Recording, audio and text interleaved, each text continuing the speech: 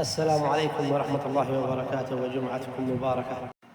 قل 3 مرات: اللهم يا فارج الهم وكاشف الغم، فرج همي ويسر أمري وارزقني من حيث لا أحتسب. قال الرسول صلى الله عليه وسلم: من أخبر الناس بهذا الدعاء فرج الله همه وقمه.